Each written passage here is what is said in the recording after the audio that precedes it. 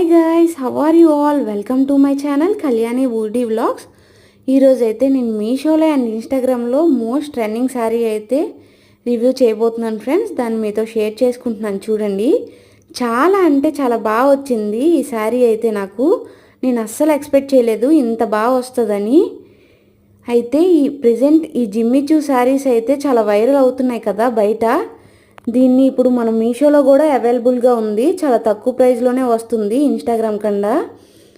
అయితే ఓవరాల్ శారీ అయితే నాకు చాలా చాలా బాగా నచ్చింది ఫ్రెండ్స్.